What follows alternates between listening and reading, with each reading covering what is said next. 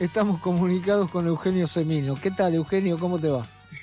¿Qué tal? Qué gusto saludarte. Bueno, desde el principio de los tiempos. Mucho tiempo, allá hace como 35 años. Sí, por ahí lo primero que se me ocurrió, Eugenio, ¿qué diferencia ves ahora con los últimos años del sistema previsional? Sí. Que cada vez uno ve que se profundiza, que cada vez los jubilados están peor, pero ¿cuál es la diferencia así a simple vista? Mira, uno trata de explicar esto exclusivamente a través de las matemáticas, es decir, la diferencia de números, ¿no? Uh-huh. Yo creo que es muy poco. Yo creo que en los últimos, por lo menos 20 años, por poner un par de décadas, sí. Se terminó el criterio desde la visión social de la jubilación, la pensión, como derecho. Uh-huh. Y pasó a ser una prebenda, una concesión del príncipe, del príncipe de turno, refiero al que representa al Estado, ¿no? Claro. Y esto creo que es sustancial, porque no pasó solo con esto, sino pasó, por ejemplo, con la salud también. Uh-huh. Es decir, algo que eran derechos y que eran derechos sociales, pasaron a ser, bueno, gracias que me lo den, ¿no? Es decir, es algo que yo creo que está muy ligado en términos de lo previsional, primero a los cambios brutales que se han dado respecto a esto en lo cultural a partir de la privatización del sistema, ¿no es cierto? Uh-huh. Donde ya ahí se debilitó el concepto como el sistema público y pasó a ser algo que en principio lo que se vendía era de cada uno en particular, ¿no? Uh-huh. Vale decir que al haberse perdido el sujeto social como el que respondía ese sistema, o al que respondía ese sistema, sino sujetos individuales, que esto es lo que promocionaron las famosas AFJP, Claro. que decían, no, te vamos a hacer conocer cuál es tu cuenta, cuánta plata tenés, Uh-huh. te lo vamos a comunicar todos los meses, cuando en realidad el concepto de lo que en esa época era en el mundo era el pacto intergeneracional. Es decir, había una plata que íbamos poniendo todos y que habían puesto nuestros padres previamente y nosotros en pos de nuestros hijos, ¿no es cierto? Claro. Bueno, eso ya terminó de ser así, aun cuando se restatiza. Uh-huh. Ya estaba culturalmente cambiado, y después cuando van apareciendo las crisis, las moratorias, bueno, ya empezó a ser, bueno, esto me lo dio fulanita o fulanito, ¿no? Es decir, Claro. el nombre del presidente, Es decir, del que estaba en ese momento. La gente Sí. dejó de pensar en el salario diferido, que es originalmente lo que es la jubilación. Exactamente, Claro. exactamente. Inclusive se mantuvieron hasta hace muy poco consignas que no existían desde hace muchos años, ¿no? Se hablaba del 82% móvil, ¿no? Claro, claro. Conmigo se enojaban mucho porque yo decía, ¿por qué aceptar la quita del 18%? Claro. Porque en muchos países había y hay beneficios que son más altos de lo que era el salario en su momento de vida activa del trabajador. Sí, eso pasa en España, por ejemplo, en muchos sectores cobran el mismo salario que cobraban antes, ¿no? Claro, sí, inclusive sí, en algunos lugares cobraban más. hasta más, ¿no? Exactamente, Claro. exactamente. Y ese es el criterio de derecho, ¿no? ¿Por qué la quita? Porque soy viejo. Acá es más, cuando se da lo del 82%, fue en el 59%. Y es un invento del secretario de Finanzas, se llamaba en ese momento, de Arturo Frondizi, que le preguntan cuánto había para pagar, para cuánto daba, y bueno, hizo la cuenta y dijo el 82%. Claro. Y después se fundó en que uno tenía menos actividades, gastaba menos en transporte, etcétera. Claro. Sí, etcétera. También que no le descontaban. Que no Exactamente, sí, claro. Aunque no se sigue otra descontando para la obra social, ¿no? Así es. Ahora, es típico en Argentina. Sí. Se justifica algo desde el facto, se lo convierte en derecho, ¿no? Claro. Ahora, Eugenio, te propongo hacer algo en optimismo. Vos participaste de algunos pactos en otros países, creo que en Noruega y en algún otro lugar. Y en Toledo, en España. En Toledo, en España, en donde se decide la jubilación. ¿Qué habría? ¿Eso se podría hacer en la Argentina? Y si se podría hacer eso, bueno, contalo. ¿Qué podríamos hacer acá? Porque evidentemente las leyes que salen, por ejemplo, la que vetó, que está bien, era para los jubilados, digamos, un 15% más. Vos sabés que nosotros presentamos todo en contra del veto, lo que sea, pero era 15.000 pesos más, 16.000 pesos más. Sí. No era una ley previsional. ¿Qué habría que hacer? Respecto a eso, después te voy a dar una primicia cuando cerremos. Bueno. Pero bueno, yo creo que lo que hay que hacer es un sistema. Claro. Es decir, nosotros vivimos de hechos inerciales absolutamente ficticios y los damos como la realidad. Y es más, los añoramos como el pasado venerado, ¿no? Uh-huh. Y vos fíjate que hoy no tenemos sistema. Tenemos un subsidio que vos lo decías días pasados, es un subsidio por la edad, ¿no? Claro. Es decir, llegás a cierta edad y el gobernante de turno te da algo. Claro. Sí, porque ¿qué es lo que se le ocurre? Nada tiene que ver con nada. Claro, y con un poco de suerte estás en un régimen especial que te dan un poquito más. Sí, pero es más, tenemos 114, 115 regímenes provisionales en el país, no hay país del mundo que tenga más de 2 o 3 o 4. Claro. Pero bueno, yo creo que lo primero es, como siempre, determinar que no tenemos sistema, que hay que hacer un sistema, y que hacer un sistema implica primero hablar sobre una enorme cantidad de variables, pero fundamentalmente del financiamiento. Uh-huh. ¿Por qué? Primero para desterrar directamente esas teorías de la época del Fordismo, que tantos trabajadores activos van a mantener a un pasivo, que es del siglo XIX, es Bismarck del siglo XIX, uh-huh, que se reactiva a mediados del siglo XX por la reconstrucción de Europa después de la guerra. Pero hoy ya no existe más y cada día existe menos esa relación porque cambiaron todos los modelos productivos. Pasamos de la revolución tecnológica, la robótica, la informática. Bueno, llegamos a la inteligencia artificial. Todos los modelos productivos cambiados, por lo cual esa relación hay que dejarla de lado. uh-huh. Y lo que hay que apuntar, decía, es esclarecer cómo financiar. Y cómo financiar implica, cuando uno habla de recursos que no afecten fundamentalmente a lo que es lo que va a permitir una vida digna, que es la posibilidad del consumo. Claro.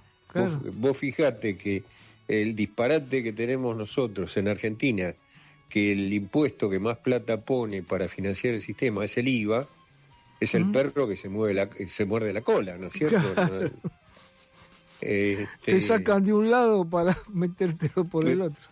Pero claro, es inverosímil, sin el gran pensamiento técnico y teórico, desde la lógica común, desde la lógica sencilla de los seres humanos, hay que ver cómo aplicar rentas al financiamiento. Ahora, este tipo de decisiones se toman y se han tomado en el mundo muy fuertemente con grandes consensos políticos y sociales. No es imposible que hoy en Argentina, en este estado de cosas, se pueda tan siquiera discutir esto seriamente. Claro. Porque no se puede discutir nada ni en una comisión de la Cámara de Diputados o de Senadores. Ahora, estos cambios que implican trabajo técnico y demás, implica a su vez hacerlo de cara a la sociedad. Claro. En el Pacto de Toledo, en el 94, más allá que acordaron la necesidad de resolver la crisis, todas las fuerzas políticas, desde el PP, que era la derecha en aquel momento, después, bueno, ahora aparecieron sectores más ultras, Vox, claro, a Izquierda Unida, digamos, a las autonomías, y en las autonomías el PNV vasco, hasta el Henry Batasuna del País Vasco, ¿no? Claro, todos. Claro, dijeron, bueno, vamos a ponernos seriamente y vamos a ver entre todos, técnicos de por medio, actuarios, cómo analizamos las variables. Las variables no se pueden analizar por separado ni en forma única, ¿no? Es decir, ¿viste la estupidez esta que uno escucha acá? Aumentemos la edad jubilatoria, 5 años, 2, 7. ¿Y por qué? Y porque me parece que la gente vive más, ¿viste? Claro. Más o menos, claro. ¿Viste? Total. Claro, aparte es justamente uno de los países que, digamos que en expectativa de vida no estamos entre los mejores, ¿no? No, pero aparte, pero sí estamos con una oportunidad, estamos en una ventana demográfica. Claro. No hemos envejecido al ritmo de Latinoamérica. Claro. Envejecimos al ritmo de la tasa mundial de 5 años, pero estamos en 76 años, pero en la próxima década esto se va a disparar, porque se está disparando en el mundo. Claro. Hoy ya ves que Argentina tiene la misma problemática que Japón, ¿no? Es decir, no en términos numéricos, pero en términos de lógica de funcionamiento. Es decir, nacen cada vez menos chicos, y esto implica un envejecimiento cada vez mayor en términos de... nace uno y al revés. Nacen 2 y se muere uno. Claro. ¿No? En la relación. Ahora esto habría que aprovecharlo para que el jubilado esté mejor, no para que esté peor, ¿no? Porque también es evidente que todo esto de que se alarga la vida, que es cierto, también se alarga más la vida de aquellos que pueden acceder a buena medicina, exacto, a buenas terapias, ¿no? Ahí también tenemos un tema. Pero claro, como vos venías diciendo, a veces se habla de una sola parte. Bueno, hoy discutimos el salario, no, discutimos la edad, no, discutimos... Y cuando la realidad, lo que hay que discutir es el sistema, ¿no? ¿Y cómo lo resolvieron en Toledo? ¿De dónde sacaron la guita? Mira... el financiamiento, primero, Toledo no solo fue jubilación, no fue solo las pensiones, sino que fue medicación a cero, medicamentos a cero de costo, de la posibilidad de viajes comunitarios al 50%, de viajes internos liberados, una cantidad de cosas, ¿no? Ujú. Lo interesante de esto es que se tomó en términos de reactivar el mercado interno, Ujú.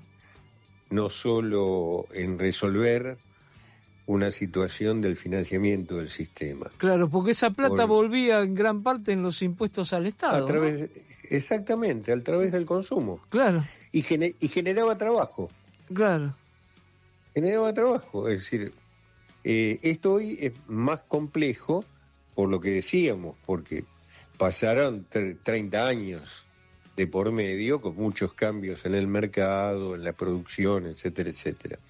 Pero la lógica sigue siendo válida. Ujú. Es decir, vos vas a tener una cantidad importante de gente que va a seguir siendo productiva en términos de lo que pueda generar y en términos de lo que pueda consumir. Claro, Y te van a bajar costos del Estado, por ejemplo, en salud, en atención a enfermedad. claro, por la prevención. Sí, a ver, hay predictores de salud que son simplísimos. Los traduzco al idioma lego. Sí, Decís, una posibilidad de recreación, la posibilidad de deportes, te va a evitar una enorme cantidad de gastos ujú. en gente postrada o semipostrada o con un kilo de patologías. Claro. Bueno, esto es dable porque el mundo lo ha hecho. Y el mundo hoy está reviviendo los problemas que tiene, ¿eh? Ujú. Es decir, el problema de la seguridad social hay en todos lados. Ahora, una cosa es resolver, como están tratando de hacerlo, los problemas que tienen los alemanes con una media de pensión de 1.800 euros, y otra cosa es hacerlo en un lugar como Argentina, donde los $300 de pensiones mínimas, de jubilaciones, no alcanzan a cubrir un 25% de la canasta de la persona. Claro, claro. Por eso, digo, y creo que llegar a la posibilidad del cambio y demás, es muy factible poder hacerlo.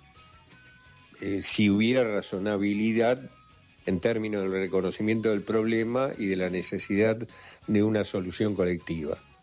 El problema de estos cambios son los procesos de transición, y particularmente en Argentina, que tenemos los jubilados poniéndose de hambre hoy. Entonces, ¿qué haces con este jubilado? No le podés decir, mire que ahora nos vamos a reunir en Córdoba y vamos a resolver, Claro, y vamos, hay que dar... los actuarios, y qué sé yo. Le tenés que dar de comer, medicamento y techo. Claro, Y esto es acción social. claro. Ahora, No. cuando vos decías acá, lo primero que hay que hacer sería asistir, ¿no? A cantidad de es. jubilados que con todos los problemas que hoy tienen, vos lo Así es. decías, un 25% de la canasta del jubilado. Así que habría que empezar por ahí y después hacer un sistema, pero evidentemente a largo plazo, si no se hace un sistema y si encima el ANSES utiliza el dinero para todo, porque hoy, ayer se reglamentó la reforma laboral y ahora parte de la plata de los jubilados va a ir para que los patrones puedan pagar parte de las indemnizaciones y parte también de los juicios de los trabajadores, lo cual es una barbaridad todo esto. Absolutamente. Más allá que expresamente la norma dice que no es lo que se va a disponer lo que va directamente al CIPA, ¿no? No, claro, es un porcentaje, ¿no? Sí. Claro. Sí, no es Pero el 3%, claro, como se decía, plata claro. es fungible, aparte. Claro. Ahora, bueno, ¿qué panorama? ¿Cómo está el PAMI, Eugenio? Así, Con la misma cantidad de problemas y con algo más complicado, que es que todas las obras sociales, todas, Sí. las más grandes, hoy hubo una catarata de gente al respecto, están dejando de dar directamente prestaciones a sus jubilados. Ah, Y les están planteando directamente que se vayan al PAMI. claro. ¿Y cómo lo hacen?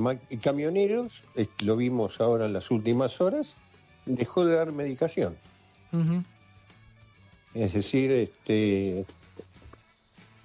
un disparate. La gente salió, creo, hoy el titular de Camioneros a decir, bueno, que compren el medicamento que después le reintegramos la plata. Claro, sí.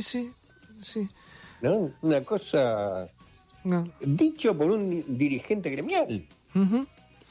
Sí. Bueno, así que ahí estamos cada vez más complicados, ¿no? Claro. Bueno, y para cerrar, Eugenio, sé que anduviste recorriendo y que siempre estás recorriendo centros de jubilados, organizaciones que tienen que ver con los jubilados de todo el país, y estuviste en el sur de Córdoba. ¿Ves diferencia entre lo que pasa en las grandes urbes con lo que pasa en los pueblos, como en los pueblos del sur de Córdoba? Sin lugar a dudas. Primero, cuando uno va en son de ser parte de, es decir, de compartir, de escuchar, de ser parte de la familia y de los problemas, realmente te enterás en términos inclusive de cuestiones idiosincráticas de los grupos, que hay mecanismos de solidaridad, de proyectiva, donde queda la política, es decir, los intendentes, los legisladores y demás, son, en buen sentido, arrastrados a participar en las decisiones de los grupos, ¿no? Claro. Cosa, y hay algo lindo, y yo lo comprobé, y lo hablamos siempre con mi chofer, Sí. Cuando hacemos estos recorridos. Sí. A mí me contaron que no tenés chofer, que manejás siempre vos, pero bueno, déjalo ahí. Sí, ¿qué comprobaste? No, el tema de la democracia directa que rige en estos lugares, ¿no? Es decir, donde la encuesta, esto que suelo decir, que aprendimos juntos, que, bueno, ahí el vecino o te aplaude o te putea todos los días. Claro. Es decir, se conocen, claro. Ya, no es Management Fit, que un día hace una encuesta y dijo. Claro. Claro. Ahí si la empleada del PAMI, sea quien sea, claro, si no actúa como tiene que actuar, dura poco, ¿no? Es así. Sí, es interesante porque esto implica controles sociales efectivos, por otra parte, y responsabilidades asumidas también por los propios dirigentes políticos, ¿no? Claro. Pero bueno, en estas realidades diversas lo que tenemos que ver de generar un proyecto común que ampare los derechos de todos. Esto es lo que es imposible sacar por decreto, ¿no? Claro. Vos señalabas algo que fue el tema de las dos leyes, agosto del 24 y agosto del 25, sí. Que bueno, votaron, la vetaron el Ejecutivo, los que habían apoyado la sanción, después algunos apoyaron el veto, y el sistema político olvidó el tema. Nosotros en ese momento hicimos sendas presentaciones de planteos de inconstitucionalidad. En la última, que es la de agosto del 2025, hoy nos llegó, precisamente por eso te quería dar la primicia, sí, la respuesta, es decir, la contestación de la demanda del caso, del planteo de inconstitucionalidad, que se ve que hubo un ejército de abogados, porque son algo así como 500 páginas. Sí. Bueno, obviamente ahora plantean una cantidad de excepciones y demás que hay que analizar y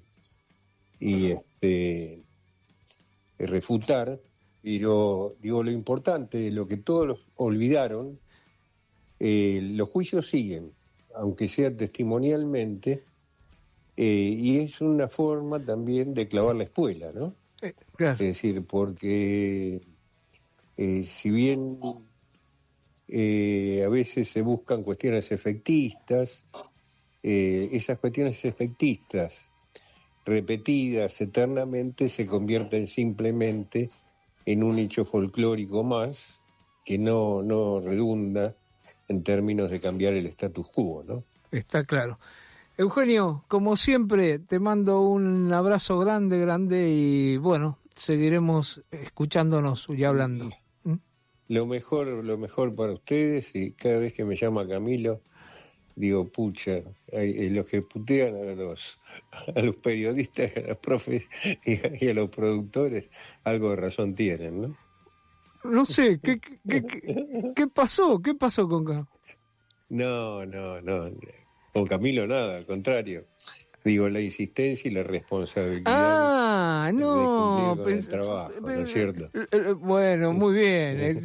Sí, así debe ser. Bueno, ahí le sumaste puntos. Yo ya estaba por echarlo hoy, no lo he hecho. Le sumaste puntos a Camilo. Mira, y esto va para Camilo. Si estabas pensando eso, estabas esperando que firmaran el FAL para hacerlo. Claro, estaba esperando eso. Bueno, no, yo pensé que por ahí, viste, hubo alguna charla futbolística, alguna de esas cosas. Nada más, por ahí, eso pensé, viste, pero... No. Te mando... Nunca hacerle leña del árbol caído, jamás. Ahí dice que Camilo banca al Torito. Chau, estamos. Grande. Te das Grande. Igual si el Torito hace boludeces, no. Pero bueno, 18 y 28. Gracias, Eugenio. Un abrazo enorme para los dos. Abrazo grande.